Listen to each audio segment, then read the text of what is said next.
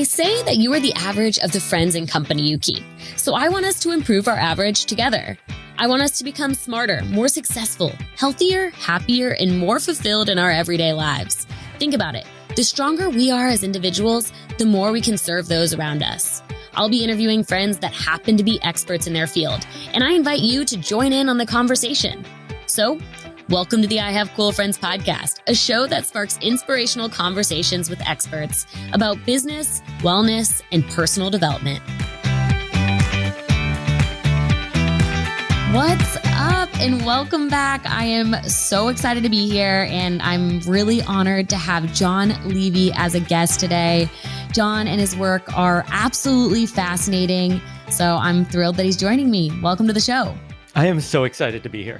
Thank you. I know that you have cool friends and it's really a privilege to be in that circle, so thank you. You are, and you rank among the top because you also have a Rolodex of cool friends, which makes you cooler, right? Oh, wow. I wish you could tell that to like 8-year-old me that never felt that he fit in ever. So thank you. Well, for everybody that's wondering, how did you get so cool? Where did it come from? Jon is a behavioral scientist and author best known for his work in the fields of influence, community and customer engagement, and adventure. He specializes in applying research to transform the ways companies approach marketing, sales, consumer engagement, and product development. He's a consultant, speaker, and influencer. And in 2016, he released his first book, The 2 a.m. Principle, Discover the Science of Adventure, which explores the science of living a fun, exciting, and remarkable life. Wow. I also would like to tell you that I read the book. Oh my God. You're the one. A year ago. I'm the one person. No, I recommended it to friends and I had a conversation with my girlfriend this morning about how much we enjoyed reading it and how much we truly believe in the philosophy of adventure. So thanks for putting it in writing. Oh, for sure. I'm actually really excited. There's a pretty famous female comic that and a well-known writer who adapted it to a TV show. So it should be going up for sale soon, hopefully. And here's the best part. My character has essentially, it's not really me, it's me combined with, a bunch of other stuff, has been turned into a 30-year-old woman. No way. So it's going to be absolutely hilarious seeing like that interpretation on screen, hopefully. Right. It comes together. They're really creating an eat, pray, love situation for you. Oh yeah, it's going to be, but then seeing me played as a woman on top of that. Right. That would you have to write another book on what that's like watching it for you. I think it's going to like the comedian is such a powerhouse that I think I'll just be left in awe. Whereas like the person who wrote Orange is the New Black, people are like, oh my God, you're Piper or whatever it is. Nobody's ever going to be like, oh my God, you're so-and-so. So I don't even get to like gain a bit of celebrity from it. Right. That's okay. All right. Well, hopefully all of our listeners will watch it. And the first thing they're going to say is, wow, that lady looks exactly like Jon. Yeah. She has a nicer beard. Right. All right. Well, before we dive in, we've got to talk about how we met. You invited me to an influencers dinner, which is a dinner that you founded. And for people that might not know, what's an influencers dinner? So I want to just start off with when I invented this and came up with the name, it's because I'm a scientist and I was studying influence. Back then, Instagram did not exist. It's not like a bunch of people in bikinis eating avocado toast, taking selfies. All right. An influencer is somebody who has an ability to impact their industry through their thought leadership, position, or previous success. So they actually have some kind of impact. And I essentially was curious how to bring people together. And so I spent a lot of time studying it, and I created a secret dining experience where 12 people are invited at a time, but they're not allowed to talk about what they do or even give their last name. Then I get everybody to cook dinner together. And when we sit down to eat, everybody gets to guess what everybody else does. And they find out that it's, the president of MTV, the editor-in-chief of Elle, an Olympian such as yourself, and so on and so forth. So it's a lot of people who are frankly way more impressive than me. And the big joke is that hopefully one day I accomplish something worthy of an invite to my own dinner. So That's great. So that's the dinner. I've hosted 227 dinners across 10 cities in 3 countries. I've hosted over 2,000 people, and it's super amusing because I know I will never be remembered in history for anything. But if I am, it's that I got the most important people in our culture to come to my home, cook me dinner, wash my dishes, clean my floors, and then thank me for it. Amazing. Amazing. And I know, when I got invited to this, my friends were like, are you going to go to that? You're going to a strange person's house because you don't give the address right away.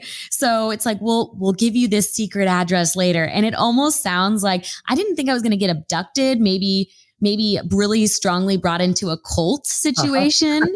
And so I think a lot of people had my location the night of the dinner, and I'm pretty fearless. So I was like, no, guys, I'll be fine, and it ended up being a phenomenal night. I met incredible people. And, do you remember who was at your dinner? It was, I think, at Craig Clemens' house, who's the top copywriters in ever. I think his personal writing has led to $1 billion in sales. He's called, I think, the most persuasive man in America. But I don't remember who else was there that night. Sarah was there. We had directors, we had founders, we had lead strategists at huge companies, some really big time people. But when you were first coming up with this concept, what led you to believe people would say yes? Oh, I had no clue. I had a theory. And the theory is something that took me a long time to figure out, which is I came across this research about how contagious human behavior is. So, for example, this was a study by Chris Dawkins and Fowler. They were looking at obesity, and they said, people say obesity is an epidemic. Is it the kind like coronavirus that spreads from person to person, or is it something that's like a percentage of the population? You don't get Alzheimer's because you shake somebody's hand who has Alzheimer's. And what they found was that if you have a friend who's obese, your chances of obesity increase by, I think it's like 45%. Your friends who don't know them have a 20% increased chance, and their friends have a 5% increased chance, which is crazy. And that's true for like happiness, marriage and divorce rates, smoking habits, all this stuff. And so my objective was I needed to figure out a way not just for me to connect with people, but for me to connect everybody to each other so that I could get the secondary effects if it spreads, right? So like, you're an amazing athlete. I would love nothing more than to have your willpower and determination, right? Left to my own devices, I'm eating every chocolate bar I see in my kitchen. So, what you're not seeing is the Kit Kat wrappers that I just threw away. So don't let me fool you.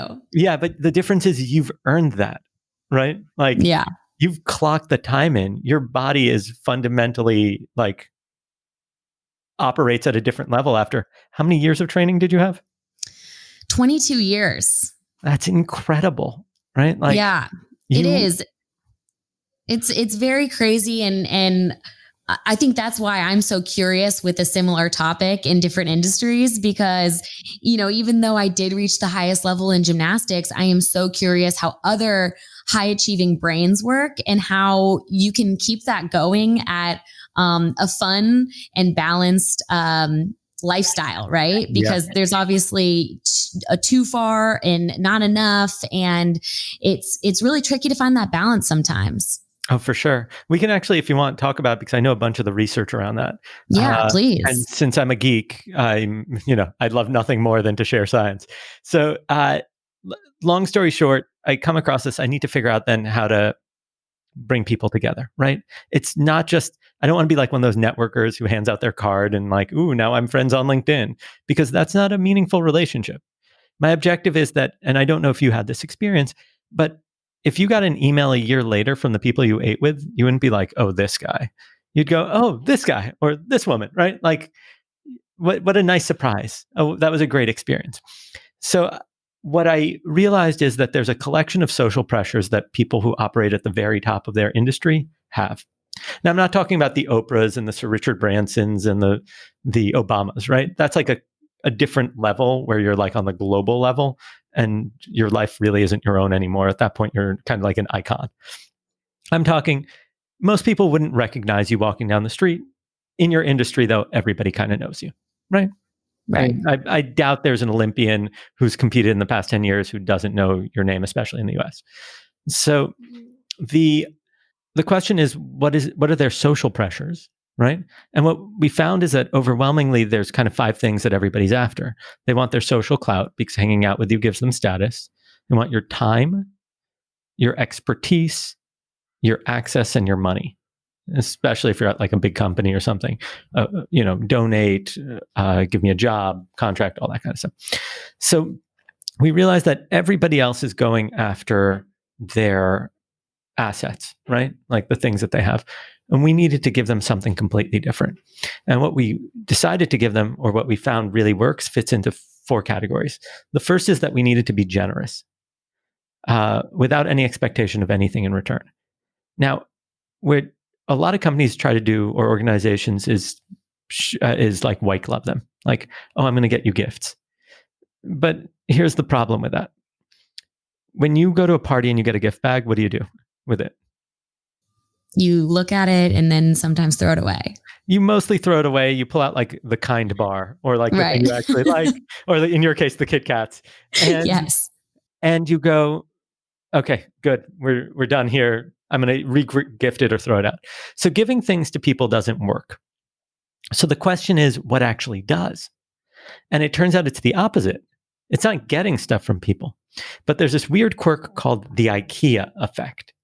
And the IKEA effect states that we disproportionately care about the things that we put effort into, like assembling our furniture.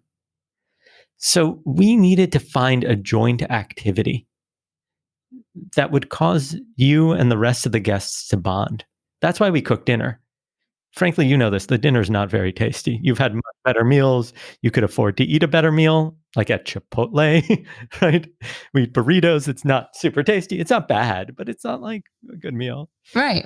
I remember the company probably more than I enjoy making dinner, but that's I'm not a chef, so. So even when we have chefs, it comes out fine, but it's not great.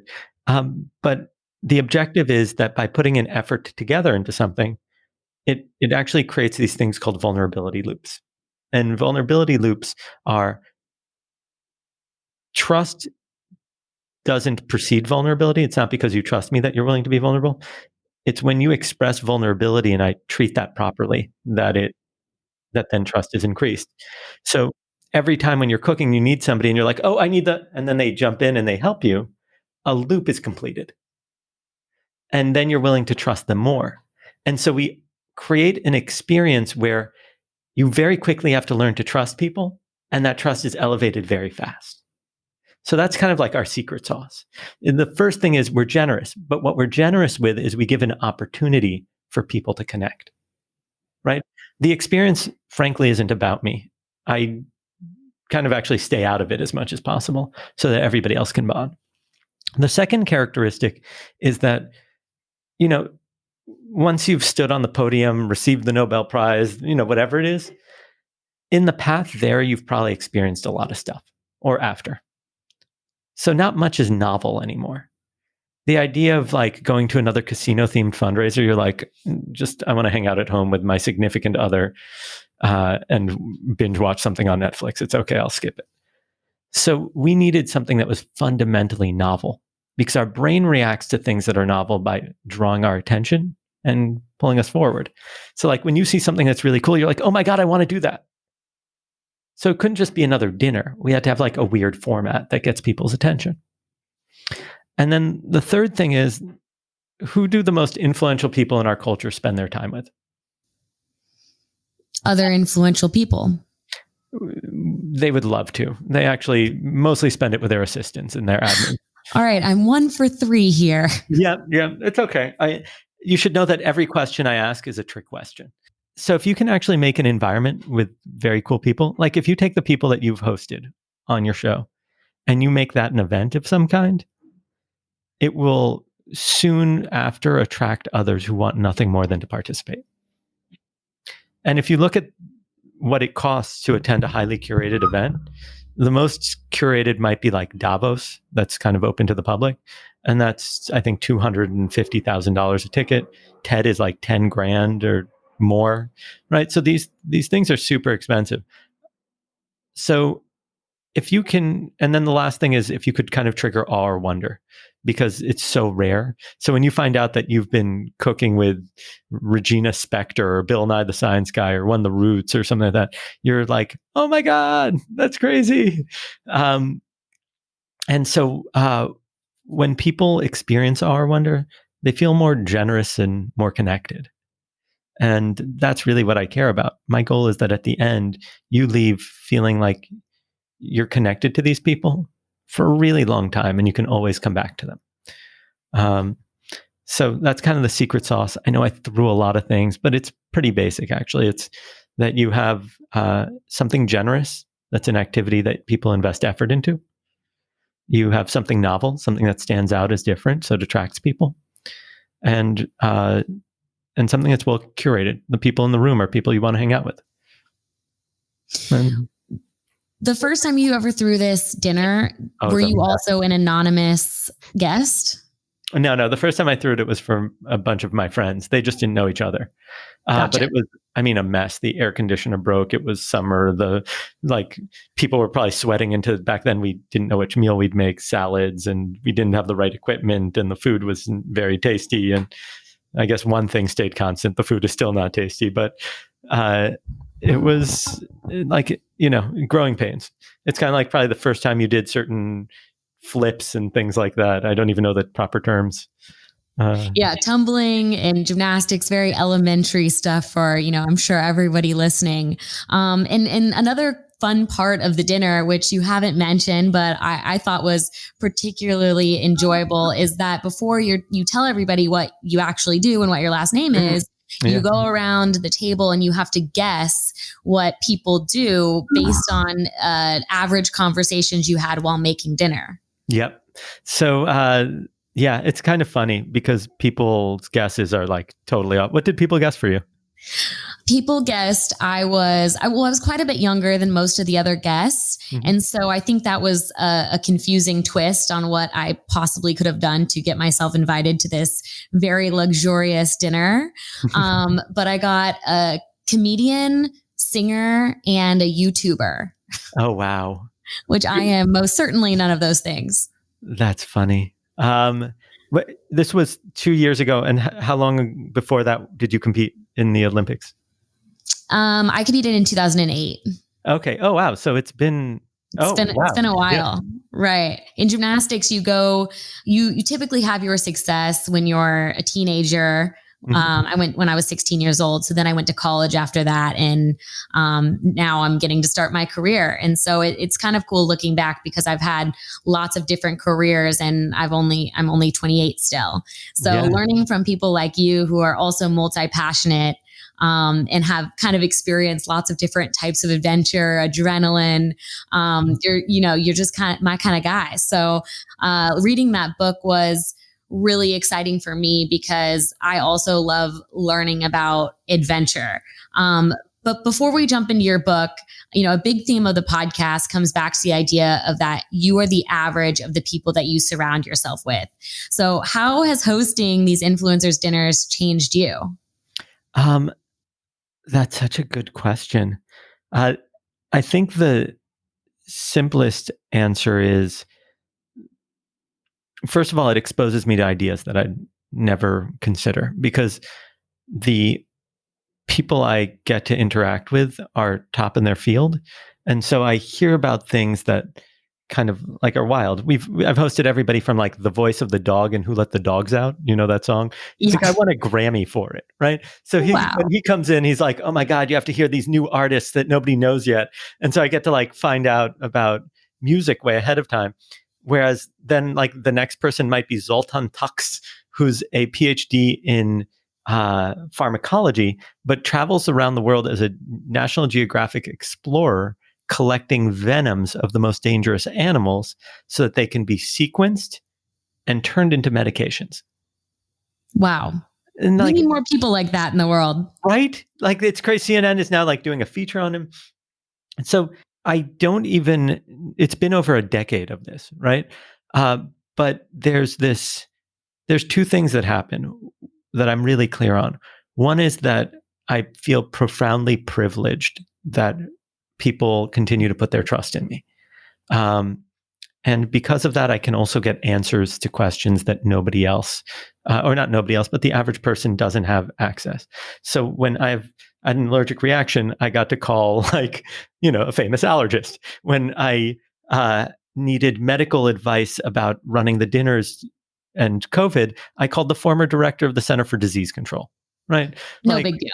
Yeah, exactly. No big deal. Or if I need a fitness routine, I can call an Olympian. It still boggles the mind for me.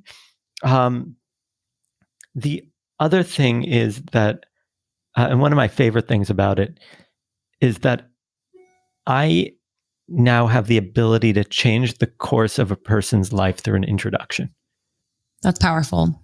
And I love it because it is 30 seconds to a minute of typing.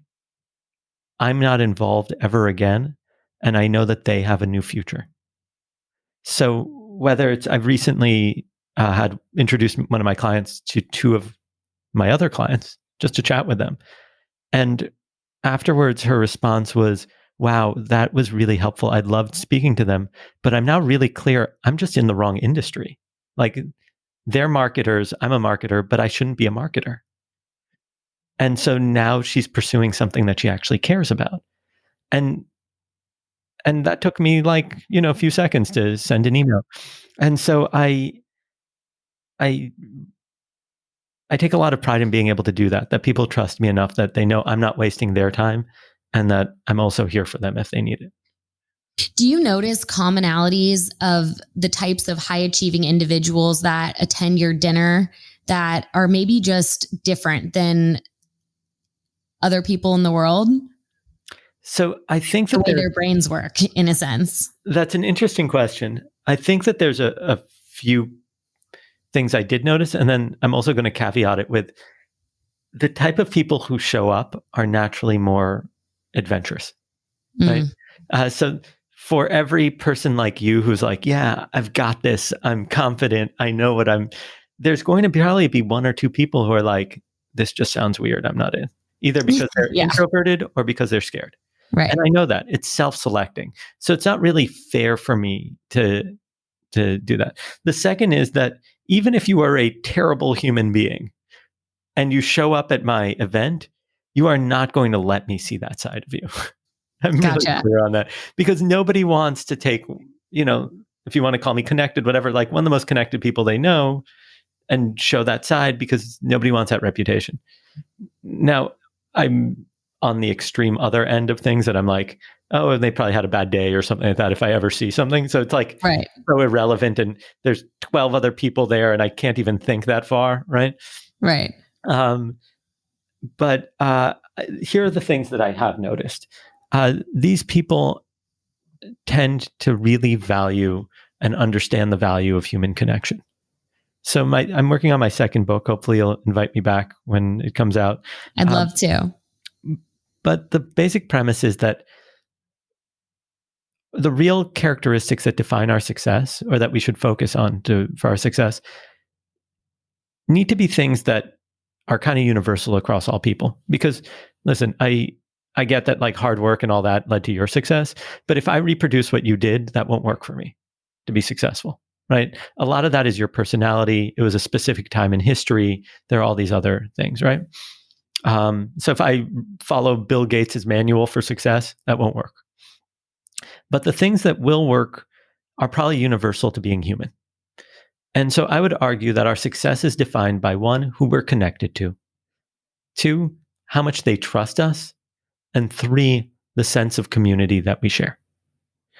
And the people who really operate at a high level, on average, tend to put a lot of value in connecting with others and treating them in a respectful way, right? So I don't get to see these really big personalities that are really arrogant. And I get it. It probably comes from insecurity and all these other things, but that's just not pleasant. You want to root for that person. You don't want to brag about how awesome they are. Right. You get everyone on their best day. Yes, exactly. the ones that want to be there, putting their best foot forward and in a mindset wanting to connect with others. Exactly. It's the best ingredients that you could have for a dinner party, right? So, and that's, I think, one of the things that if the listeners wanted a tip that they can take away from it is that there's an incredible power to being the organizer, right? That if I spend a lot of my time looking at how to build communities, and to build a community, you don't have to actually build the community. What you actually do is create a space where people can come together. The community kind of always existed there, right? The Olympians, for example, athletes have always existed. Then there's that person, like we were talking about, Miss Val, your old coach, that knows how to create a space that everybody actually comes together and congregates and wants to be there. Curating. Right? She didn't invent gymnastics. In fact, she was like a ballerina beforehand. She knew nothing about it. Right. So people that are listening right now, obviously you have years of experience creating influence, watching people have influence. But as a behavioral scientist and the things that you've learned over the years, how can you best influence people on a daily basis? So I think it depends what we actually mean, right? Do you want to get your dad to start exercising? You're not going to do that. Let's be honest. Your parents won't listen to you. But what you can do, and this is a lot of effort, but it might be worth it, is if you are the average of your 5 closest friends, and that's not an actual statistic, it's just something we like to say because it's easy, right? To say, and it relatively makes sense, then introduce your dad to 5 people that exercise. And soon enough, he'll be taking walks with them and exercising, right? But it's a lot of effort to introduce somebody to 5 people. But if you have, let's say, you're a mother and you see that who your kids are hanging out with isn't a good idea, best thing for them might be to relocate them to another school where they have to build an entire new social circle, because that could mean the difference between them becoming studious or them, getting into trouble. So I think that that's one kind of influence. If you're talking about developing influence in a career, there's a lot of different ways to do that. And some people become influential through thought leadership, right? You have like ideas that are really special. Some people have influence because of position, right? I manage the budget for X. I'm the CMO. And some people are influential because of their achievements, right? You sold a company, you competed at a high level. And then there's me, right? I'm like technically sure I have ideas and I'm sure I have some kind of achievements or whatever, but that's not what I'm known for. What I'm known for is being at the center of the community. That I don't have any of the awards, and I didn't need them. I didn't have like a book out. I wasn't a thought leader when I started this. I wasn't I didn't hold a position at any company. I've almost always worked for myself. When I started this all, I realized that, especially, and if you look at COVID now, what people need is an ability to connect. And if you look at the greatest predictors of longevity, right? So you want to live a long time. Don't worry, as always, this is a trick question. What do you think the greatest predictors of living a long time are? Besides genetics, right? Genetics we can't do anything about in the short term. Your will to want to learn, your nutrition, and exercise. Great. You got some of them for sure. Okay. Bravo. Wow. Thank you. So this is a fascinating study that I think lasted 12 years or something like that, and looked at like longevity and who survived and which habits they have in common and all that kind of stuff. And what they found is that environment plays a portion. I think it was like number 6 or something. Exercise and vaccine are on par with each other. So like if you get the seasonal vaccines or flu shots or whatever, that increases the likelihood that you'll survive. And I think that actually it might have a relationship to age. So kind of like the older you get, the more important it is because your body's weaker. Then it's quitting drinking, quitting smoking, And then number 2, you're like, I refuse to quit drinking. I really enjoy a nice cab. I Yeah. don't know if that's going to be next on my to-do list, Jon, but I'll consider it. In my 20s, I really enjoyed that 10th shot of tequila. But I'm totally kidding. I'm Half glad kidding. you You've grew out read of my that book. one. You know that that's actually true. It is true. I barely drink anymore. But the number 2, and this is kind of surprising, is strong social ties. So like you have a close family member, close friends. And number 1 is weak social ties. And weak social ties means that you're part of a community. It means that you know your dry cleaner's name. It means that all those people you come in contact with or used to come in contact with, but now you don't because you have Amazon Prime, that's what actually predicts if you're going to live a long time. It's if you have somebody to chat with or smile to when you go buy tomatoes at the market. And what's really concerning is that over, I think it was a 19-year period from the 80s to the early 2000s, the average American went from having 3 friends besides family to 2 friends besides family. I don't mean acquaintances, I mean close friends, which means that we're in the midst of a loneliness epidemic. And people are looking for ways to congregate that are enjoyable, that make them feel at home. Well, you can also see that in the suicide rates that are rising in kids and the social media increase. And there's so much going on. And I'm sure this whole year with quarantine did not help all of those things.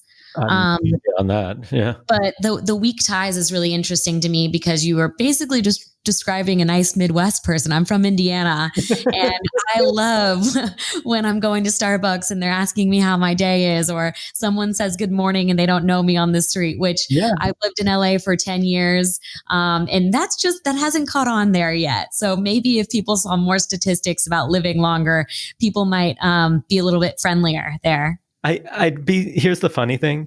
I'd be surprised because nobody remembers statistics. Like I do occasionally, but it's just not how the brain works.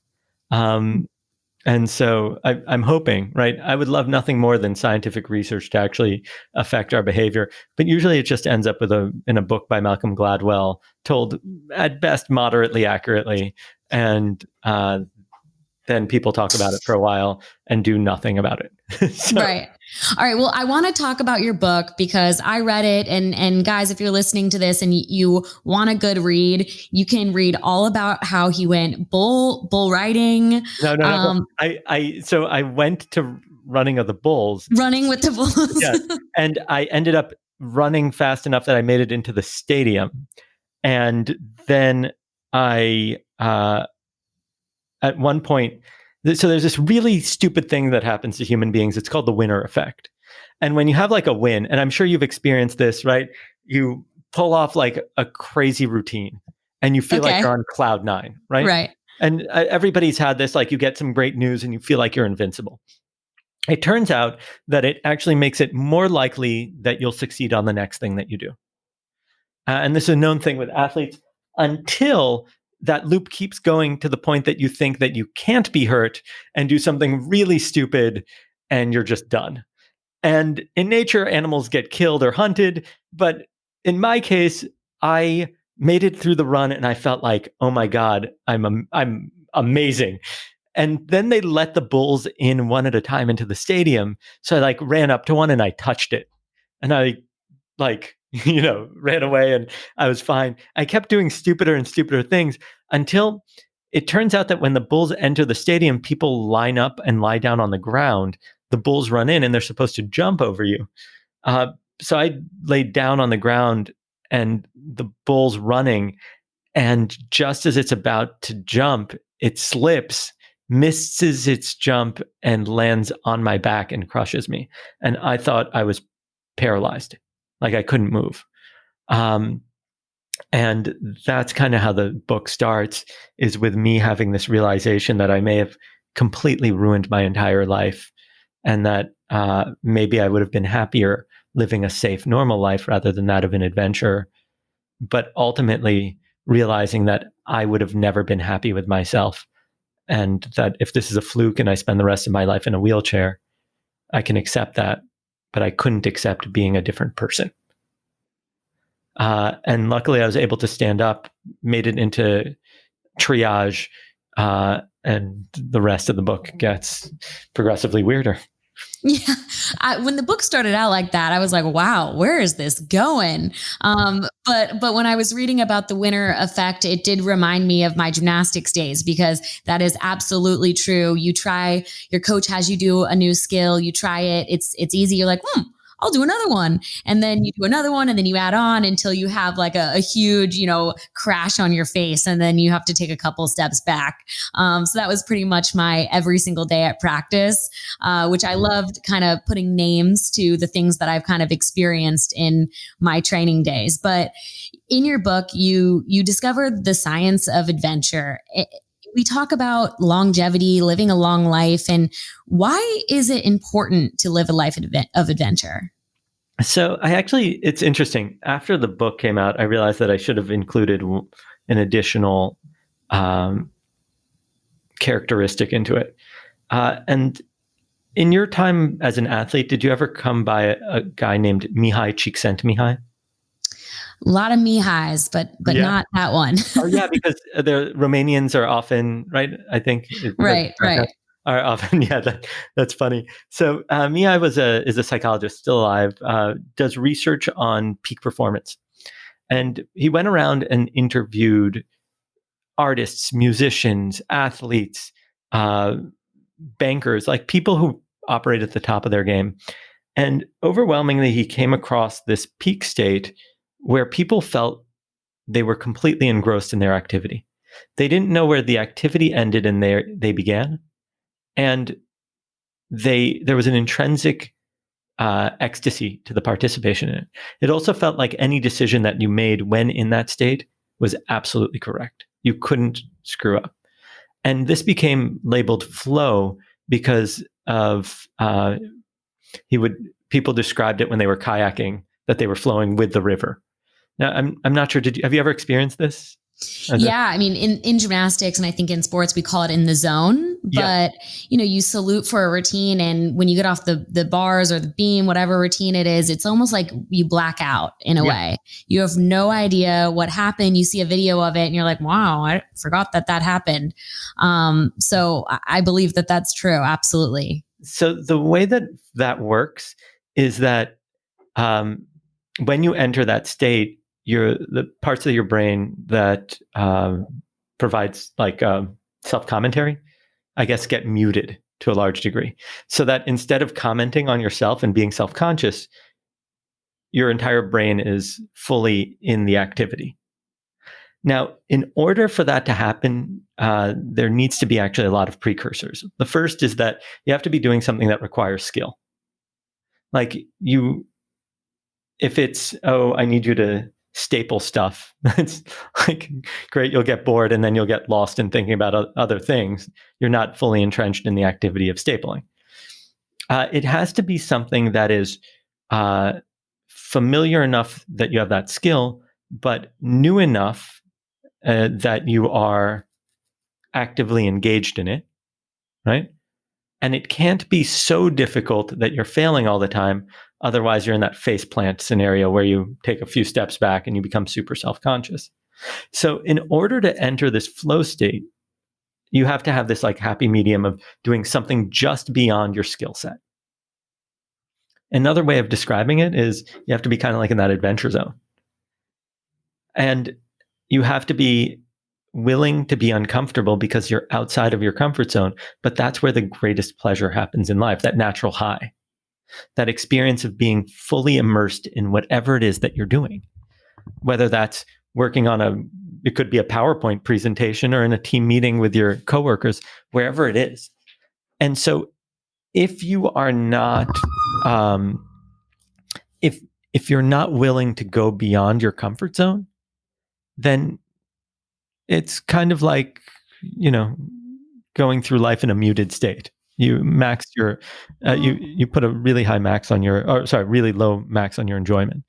The problem with it is that you do risk failure, and that has to be part of the agreement, that I know I'm doing something that's beyond my skill level, and I might get a faceplant every so often. The other aspect is there's something known as the hedonic treadmill. Here's the basics. You enjoyed reading my book, but would you enjoy reading it 100 times? The answer is No, because obviously I yes. already knew all the information. I took notes. I highlighted. So it means that there's a careful balance that we need to reach between familiarity and novelty, right? And so familiarity can feel really great, right? Oh, my best friend from childhood. But at a certain point, repeating the same thing week in and week out, really boring for us, right? Routines are great for your fitness, for your training, right? Because you're fighting for that extra 1% over the course of a month. But routines are not good for full engagement, right? For feeling like you're an active participant in your life. Sorry, let me rephrase. It doesn't give you that sense of novelty.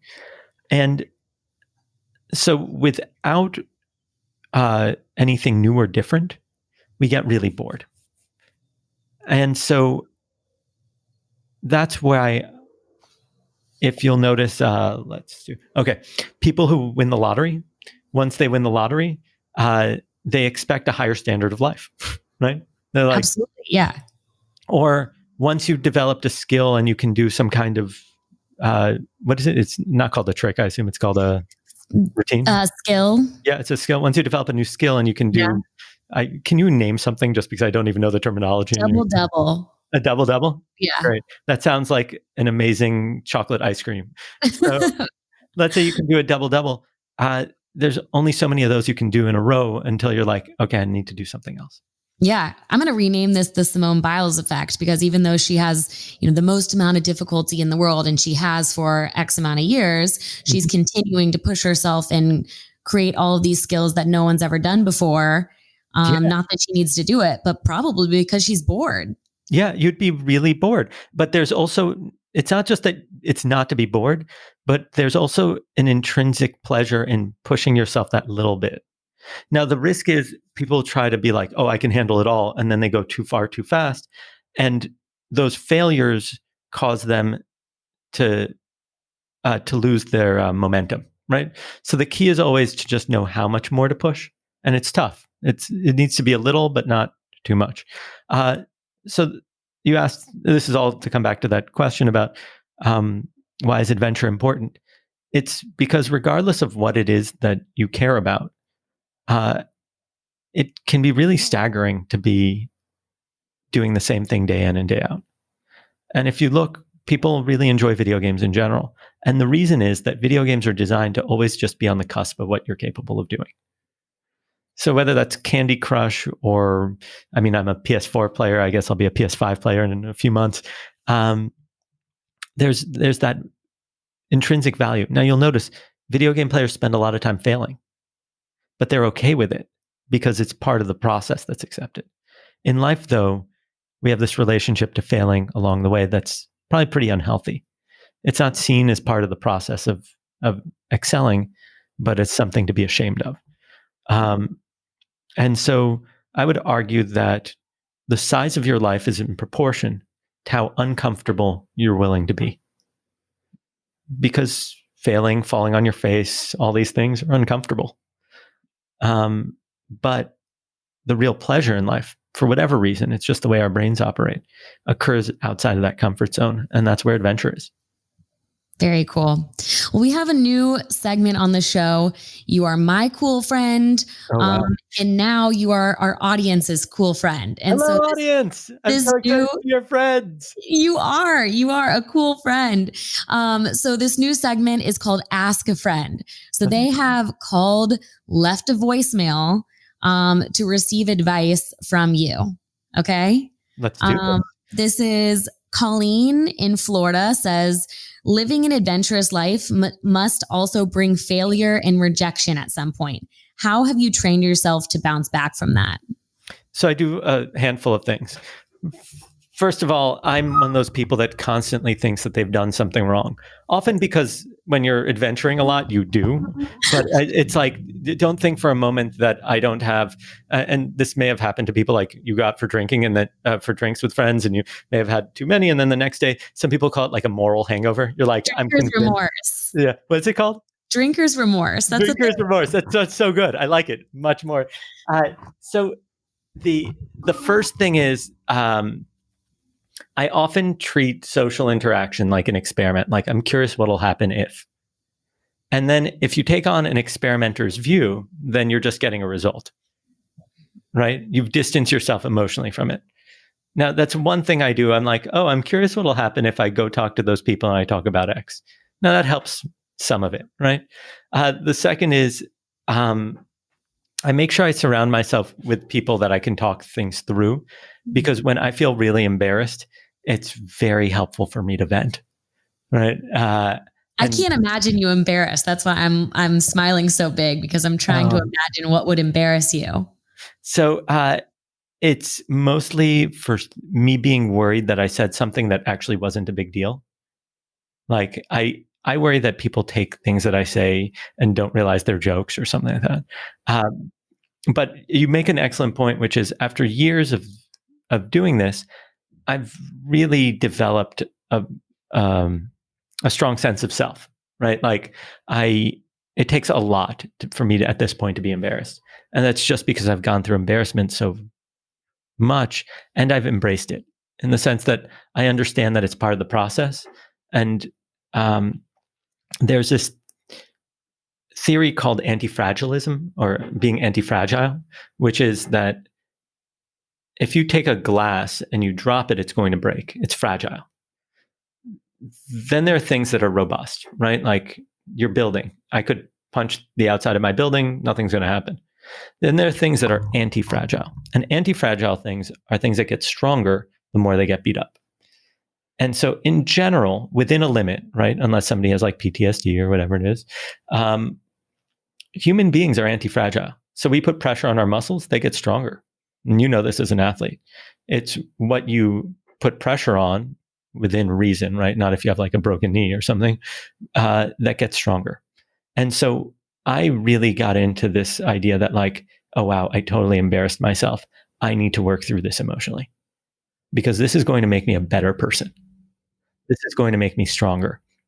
Okay, what is it about the experience that made me feel this way?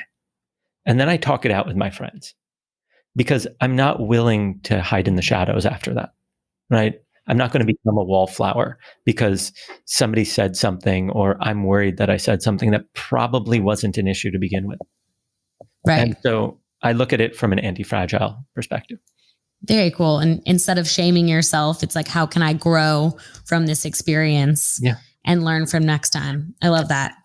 Well, I know you have to get going, but quickly, we have one more segment on the show that is new, and it's called I Have Cool Recs. So yes, I'm assuming that you have cool recommendations for all of us. So I want to get your thoughts on, number one, a book recommendation that you're reading right now. Oh, what I'm reading right now. There's a book called Finite and Infinite Games. Now, this is like literally what I'm looking at right now. And this book is about something super cool, which is that there are games that we play that are limited in time, right? Like a basketball game. There are points, we know the rules, and everybody participates for that length of time and then stops playing. And then there are infinite games, like me growing as a human being. There are no points assigned. There are no winners or losers. We play it to play it, right? The game of business. We don't play the game of business just to have a lot of money in the bank. We play it because we enjoy the experience. This podcast, for example, is an infinite game. You aren't doing this because, wow, when you reach, episode 300, then you will have achieved something. So what the book is essentially about is that people are really confused about which game they're playing. So people play the career game as if it's finite and they have to have a number and a metric completed by a certain length of time, when really the joy of career is that you get to participate as long as possible doing things you enjoy. Cool. I have heard of that, and I'm going to put that on my list, Jon. So thank you for that. All right. Podcast recommendation. The legendary Jordan Harbinger. I love that guy. What's it about?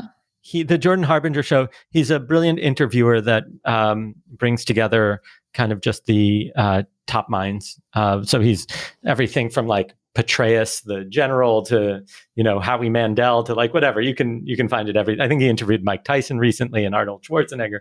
So it's like fancy people. The other ones I like are like 99. Invisibilia and what is it? 99% something. It's like the ones that show the unexpected story behind things. Planet Money has a bunch of these episodes that I think are brilliant, like how we all think vodka is what it is, but it really isn't, and all that. I like that. All right, TV show or movie recommendation? Ooh, wow. So I'm a super geek, and I'm a little binge watchy of HBO Max these days.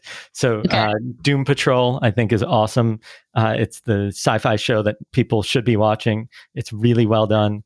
I'm excited for Star Trek. And who isn't loving Schitt's Creek these days? I know. I binged that so fast. I need them to come out with another season. That's my feelings on it. Who is your favorite character? I love David. I think that like the fact that he like just the way he dresses and like it's just so cute. Right. And that was a trick question because, I mean, come on, they're all amazing. I know they really are. I love that the mom refers to them all as baby and like, and they're wonderful. And the entire family's in the show. So Eugene Levy is the dad, David Levy is the son, and then their sister, like his Are you related to them, by the way? No, I wish. Okay. I wish I was that creative. The sister is the woman who works at the cafe. Who's the waitress is Eugene Levy's daughter. Wow. I didn't know that. That's great. All right. A friend of yours that's doing something cool that you want to brag about that we can all follow and check out after this show. All right. So Yael Eisenstadt, a former CIA officer, was brought in after the last presidential election to be head of Facebook election integrity, and then quit when she felt that she wasn't actually being listened to, and recently released a TED Talk about kind of the business model that social media companies are built on and how it doesn't make sense for democracy. And so she did a TED Talk, and she's wonderful and it's super interesting. It's, think about it. She's in the same camp as like a Tristan Harris, who runs the Center for Ethical Technology and who was highly featured in that documentary, The Social Dilemma. That's been very popular. I just saw that. It was incredible. Very thought-provoking. It sparked such good conversation. And So I think she's brilliant. She speaks so eloquently about the topic. And I'm very proud of her for speaking out and speaking her mind, because democracy matters. Yeah, definitely does. All right, Jon. Well, thank you so much. I appreciate this more than you know, for sharing you and your knowledge and your time with all of us. How can listeners follow or find you on social media? I'm super easy to find. I'm at Jon Levy TLB. So that's JONLEVY, T like Thomas, L like lion, B like boy. Everywhere. And I'm also super easy to get a hold of. So if you message me on Instagram, assuming you're not really creepy, which my friends aren't, and we're friends now. So I'm sure I'll answer you. Don't be mean to my friends, Jon. I would never. I'm saying, like, there are definitely creepy people who send me creepy stuff. So That is true. And I'll link all of your information here. When is your book coming out? Oh, there's going to be a while. That's May 11th of next year. But you can pre-order it now. I think it's called You're Invited. And it comes out with HarperCollins. Okay, awesome. We'll link that. Thank you guys again. And don't forget to use the friend line to ask your questions about business, wellness, and personal development. Make sure you subscribe to the podcast, leave a comment, and get in on the follow-up conversation on our Facebook, Instagram, or YouTube channel. I'm about to film a follow-up to this conversation and respond to some of the things that Jon talked about. So hopefully you get in on the conversation with me. Tune in for a new episode next week. Bye.